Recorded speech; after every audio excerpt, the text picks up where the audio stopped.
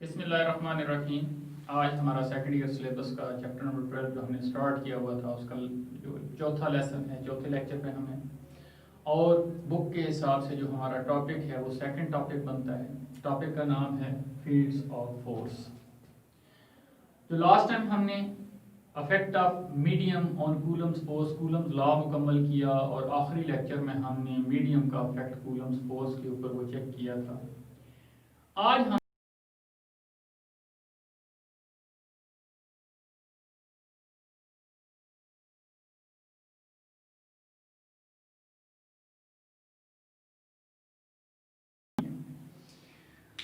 एक चीज़ आपको बताऊं कि अभी तक सिलेबस हमने पढ़ा है, इसमें कुछ चीज़ें पहले फर्स्ट ईयर में हमने डिस्कस की। जो न्यूटन है, न्यूटन ने ग्रेविटेशनल फोर्स के बारे में हमें बताया और ग्रेविटेशनल फोर्स की डिस्कशन के दौरान न्यूटन ने बताया कि ग्रेविटेशनल फोर्स कहाँ तक होती है, जहाँ तक ग्रेविटेशनल फील्ड क्या है। मतलब ये कि ग्रेविटेशनल फील्ड, ग्रेविटेशनल फोर्स दोनों आपस में एक दूसरे से रिलेटेड है। ग्रेविटेशनल फोर्स कहाँ तक अप्लाई होती है, जहां तक ग्रेविटेशनल फील्ड है। ग्रेविटेशनल फील्ड क्या है? The space around the earth in which gravitational force acts. अब फोर्स और फील्ड एक दूसरे के लिए लाज़िम व मलज़ूम है। फोर्स वहीं पे अप्लाई होगी जहां पे फील्ड होगा। फील्ड कहां पे होगा? जहां तक फोर्स अप्लाई होती है वो सारे का सारा रीजन वो फील्ड है। सो यहाँ पे हमने दूसरी किस्म की जो फोर्स पढ़ी है, कूलम्स फोर्स या इलेक्ट्रिक फोर्स। इलेक्ट्रिक फोर्स तो हमने पढ़ ली। इलेक्ट्रिक फोर्स मैंने थोड़ी देर पहले आपको बताया कि फोर्स के लिए फील्ड जरूरी है। अब क्योंकि ग्रेविटेशनल फोर्स थी तो ग्रेविटेशनल फील्ड था। अब इलेक्ट्रिक फोर्स हमने पढ़ ली है। अब इलेक्ट्रिक फोर्स तभी अप्लाई होगी, फोर्स किसी न किसी फील्ड में ही अप्लाई होती है, तो इलेक्ट्रिक फील्ड भी हमारे पास कोई ना कोई एक चीज आएगी, जो कि आज हमारी डिस्कशन का हिस्सा है। फोर्स और जो फील्ड हैं वो दोनों एक दूसरे के लिए लाज़िम व मलज़ूम है। ऐसा कभी भी नहीं हो सकता कि फील्ड मौजूद ना हो और फोर्स हो, या फोर्स मौजूद ना हो और फील्ड हो।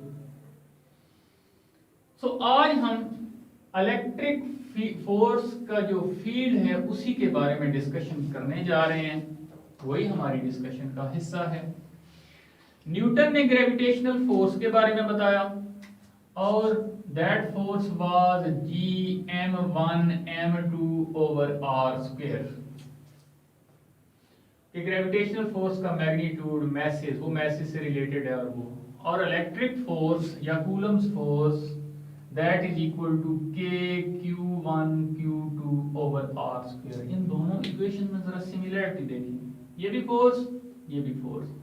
इक्वेशन इक्वल साइन, आगे जी ये कांस्टेंट है, ग्रेविटेशनल कांस्टेंट, और यहां पे ये जो k है ये इलेक्ट्रिक फोर्स कांस्टेंट।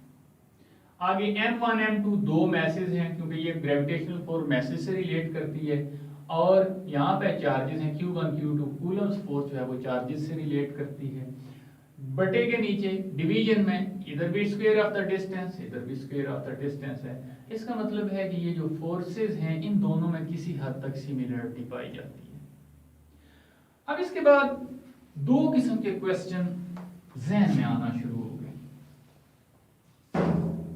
सबसे पहली चीज,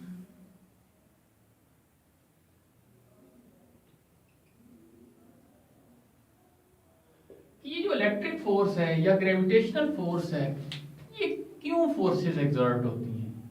जब मैं चार्ज को डिफाइन कर रहा था वहां भी मैंने आपको बताया था कि ये चीज के चार्ज, हमने ये तो मान लिया कि हाँ जी चार्ज होता है, फोर्स एक्सर्ट करता है एक चार्ज दूसरे, एक बॉडी दूसरे के ऊपर, लेकिन वो चार्ज क्यों होता है? इस क्यों का जवाब आज तक कोई साइंटिस्ट नहीं दे सका। मींस के what is the origin of the forces, क्योंकि चार्ज है तो फोर्स है, चार्ज क्यों है, चार्ज क्यों है का मतलब है कि फोर्स क्यों है। इलेक्ट्रिक फोर्स क्यों है, स्टिल अननोन, कोई पता नहीं क्यों है। चार्ज है तो वो फोर्स है, चार्ज क्यों है, चार्ज का नहीं पता तो फोर्स का भी ओरिजिन, जरिया जो है वो नहीं हमें पता। ग्रेविटेशनल फोर्स क्यों एक्सर्ट होती है इसका हमें नहीं पता, इतना पता कि एक्सर्ट होती है। दूसरा क्वेश्चन जहन में ये आता है कि how these forces are transmitted.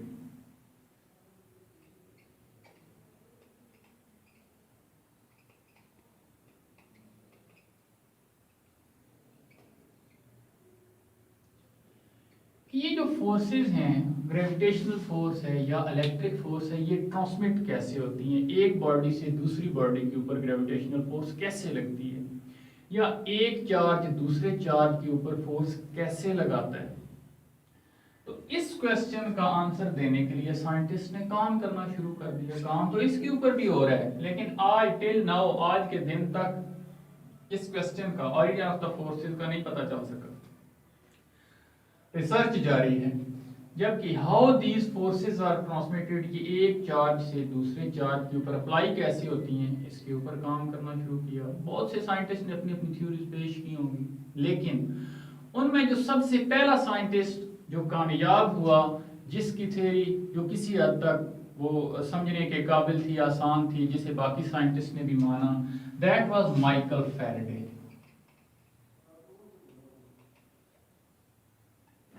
Michael Faraday का हमारे सिलेबस में भी और इलेक्ट्रॉनिक्स के अंदर भी बहुत ज़्यादा काम है। फैराडेज लॉ भी हम पढ़ेंगे डिफरेंट आगे चैप्टर्स के अंदर। इसके अलावा वो फैराडेज लॉ बहुत इंपॉर्टेंट है, उसकी इंपॉर्टेंस एट दैट टाइम देखेंगे। तो Michael Faraday was the first scientist के जिसने इस चीज़ का आंसर दिया, जो कि ज़्यादा इजी समझ में आने वाला, बाकी साइंटिस्ट ने भी उसे माना, कि how these forces are transmitted, how electric force is transmitted from one charge to another charge। और उसने उसकी एक्सप्लेनेशन कैसे दी, उसने कहा कि हमारे पास सपोज ये एक चार्ज है Q। अब जो थोड़ी देर पहले मैंने आपको बात बताई कि फोर्स ये चार्ज लगाता है या इस चार्ज के ऊपर फोर्स लगती है। फोर्स की जो विजुअल इंटरप्रिटेशन है, ये फोर्स हमें नजर तो नहीं आती, फिजिकली उसका एग्जिस्टेंस हम देख तो नहीं सकते उसे, लेकिन वो हम उसे महसूस कर सकते हैं कि हाँ जी इसके ऊपर फोर्स लग रही है चार्ज बॉडी के ऊपर। कि ये जो फोर्स लगती है बेसिकली ये फील्ड की वजह से लगती है, कि इस चार्ज के इर्द गिर्द एक फील्ड है, एक रीजन है। फील्ड का मतलब होता है रीजन, इलाका, खेत।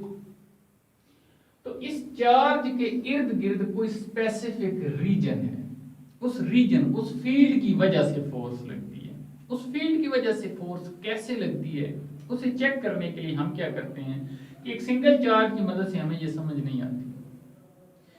हम इस चार्ज की फोर्स को चेक करने के लिए क्या करते हैं कि एक सिंगल चार्ज लेते हैं, Q0 से मैं रिप्रेजेंट करता हूं।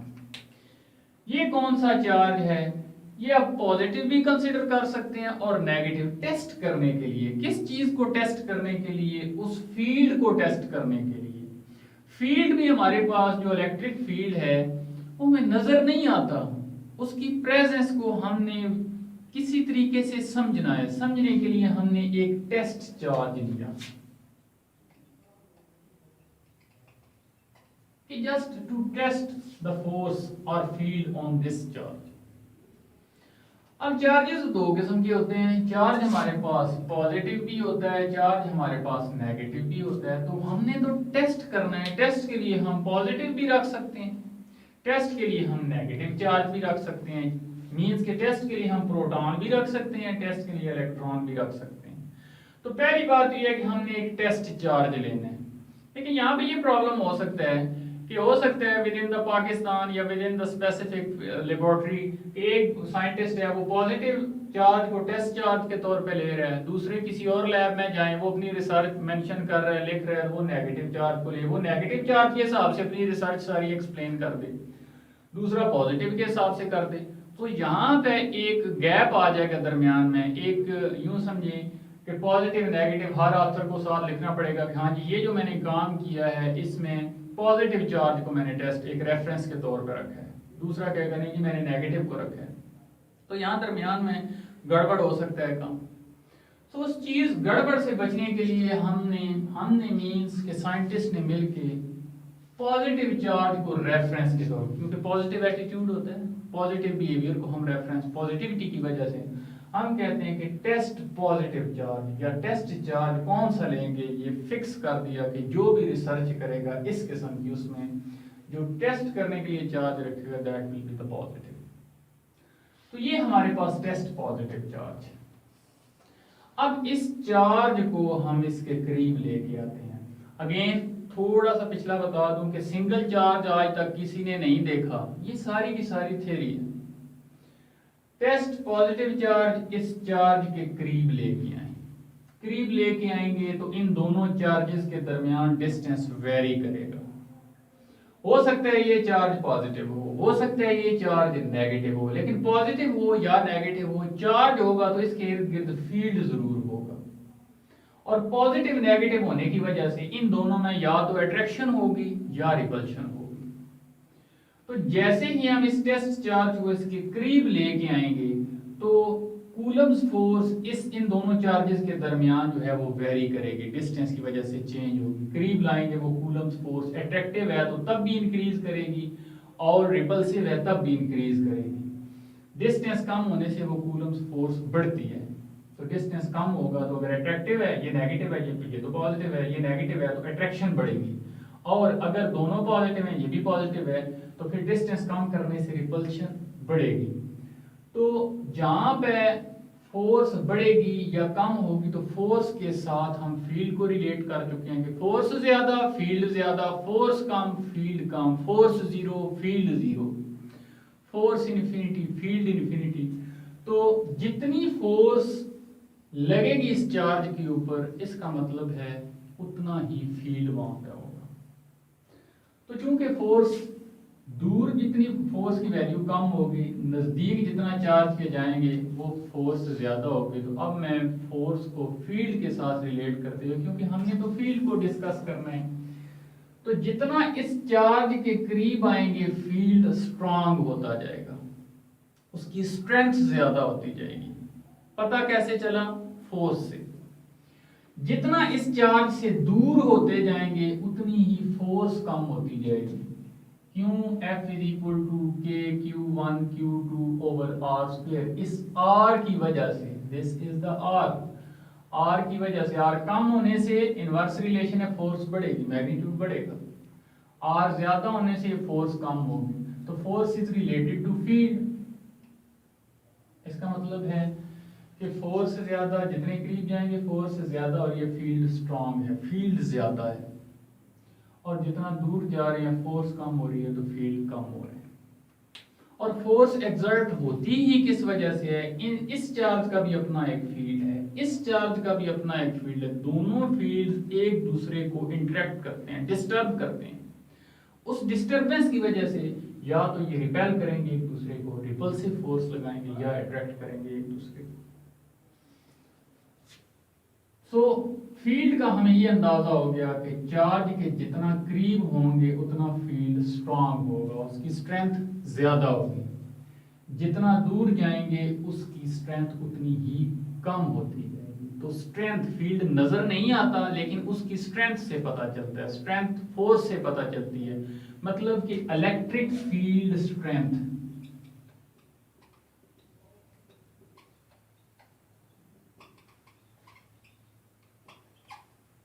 या इलेक्ट्रिक फील्ड इंटेंसिटी, हम फील्ड को उसकी स्ट्रेंथ से जो है वो पता चलाया जा सकता है कि फील्ड कितना है। अब स्ट्रेंथ कितनी है या इंटेंसिटी कितनी है, उसके लिए तो हम चेक करने के लिए टेस्ट पॉजिटिव चार्ज ही करते हैं। और टेस्ट पॉजिटिव चार्ज के ऊपर जितनी फोर्स लगती है वहीं से उस इलेक्ट्रिक फील्ड की स्ट्रेंथ का पता चलता है। तो इलेक्ट्रिक फील्ड स्ट्रेंथ, अगर उस चार्ज के ऊपर फोर्स ज्यादा होगी, मींस कि फोर्स पर यूनिट चार्ज, ये जो यूनिट चार्ज है इसके ऊपर फोर्स ज्यादा लग रही है, जो कि प्रैक्टिकली एक्सपेरिमेंटल बेसिस पे हमने समझा। फोर्स पर यूनिट चार्ज अगर ज्यादा है तो फील्ड स्ट्रांग है, उसकी स्ट्रेंथ ज्यादा है। अगर फोर्स पर यूनिट चार्ज कम है, इसका मतलब है फोर्स, इलेक्ट्रिक फोर्स कम है और फील्ड की जो स्ट्रेंथ है, इलेक्ट्रिक फील्ड स्ट्रेंथ, वो कम है। तो हमारे पास रिलेशन आ गया force per unit charge, that is called the electric field strength. अब इस इलेक्ट्रिक फील्ड स्ट्रेंथ को हमने एक सिंबल की शक्ल देनी है। एक सिंबल यहाँ पे हम शो करना चाहते हैं, क्योंकि बार बार इक्वेशन में हम इलेक्ट्रिक फील्ड स्ट्रेंथ तो लिखने से रहे। तो इलेक्ट्रिक फील्ड स्ट्रेंथ के लिए हम कैपिटल ई को एक सिंबल के तौर पे लेते हैं। कैपिटल ई पहले किसी चीज का सिंबल यूज नहीं हुआ, so capital E is the symbol for electric field strength और इलेक्ट्रिक फील्ड इंटेंसिटी। और ये एक वेक्टर क्वांटिटी है। ये क्वांटिटी है क्या, इसकी डेफिनेशन क्या है, वो इस इक्वेशन से ही पता चलती है। इलेक्ट्रिक फील्ड स्ट्रेंथ और electric field intensity is defined as the force per unit charge, या the force per unit charge is called the electric field strength or electric field intensity, represented by capital E, and it is a vector quantity। ये देखिए मैंने ऊपर vector का sign लगाया हुआ है। अगर वेक्टर साइन लगाया है तो उसकी डायरेक्शन कौन सी होगी, जो कूलम फोर्स की डायरेक्शन होगी वही इस इलेक्ट्रिक फील्ड इंटेंसिटी की डायरेक्शन होगी। तो मैं यहाँ पे पहले डेफिनेशन लिखता हूँ, फिर इसको as a definition proper shape देते हैं। नई डेफिनेशन हमारे पास आई, इलेक्ट्रिक फील्ड स्ट्रेंथ या electric field intensity, force per unit charge. हम इसे यूं भी लिख सकते हैं, electric force per unit charge, that is called, वो आप स्टेटमेंट पूरी कर लीजिएगा, बुक के ऊपर भी मेंशन है, electric force per unit charge is called electric field strength. Mathematically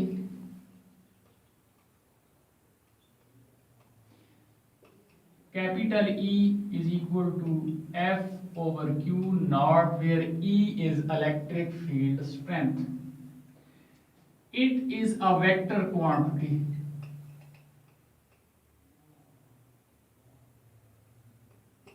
और वेक्टर क्वांटिटी इसकी डायरेक्शन कौन सी होगी, फोर्स वाली ही डायरेक्शन होगी।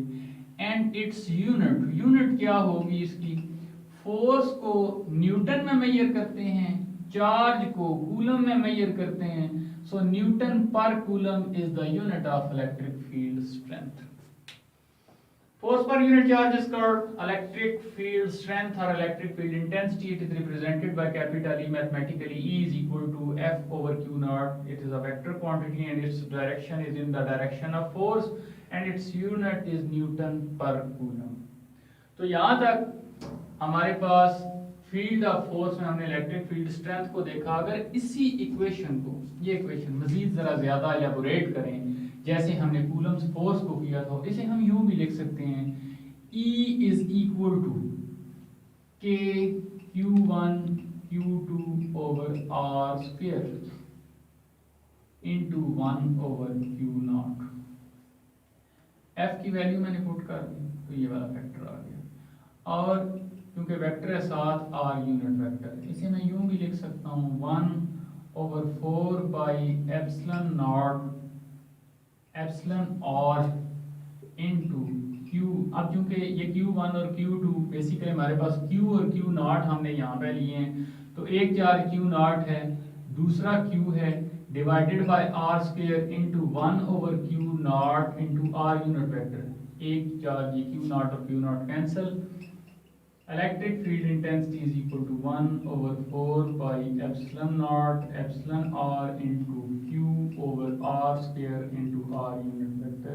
ये हमारे पास सारे के सारे डिपेंडेंट फैक्टर की फॉर्म में E 1 over 4 pi epsilon not epsilon R charge R square और ये यूनिट वेक्टर, क्योंकि ये R यूनिट वेक्टर वही यूनिट वेक्टर है कि जो फोर्स की डायरेक्शन को एक्सप्लेन करते हैं। तो चूंकि यहाँ पे हमने कहा कि जो फोर्स की डायरेक्शन है वो इलेक्ट्रिक फील्ड की डायरेक्शन है, सो यही इलेक्ट्रिक फील्ड के लिए भी वेक्टर हम यूज करेंगे। तो आज के लिए इतना ही। नेक्स्ट टाइम हम इंशाल्लाह इस चीज़ को, इलेक्ट्रिक फील्ड स्ट्रेंथ को, ये जो बाकी चीज़ें रह गई हैं चंद एक ऑब्जेक्टिव पॉइंट ऑफ व्यू से या short question point of view से, वो हम देखेंगे, कुछ न्यूमेरिकल प्रॉब्लम्स करेंगे और इंशाल्लाह नेक्स्ट टॉपिक को भी स्टार्ट करेंगे। तब तक के लिए अल्लाह हाफ़िज़।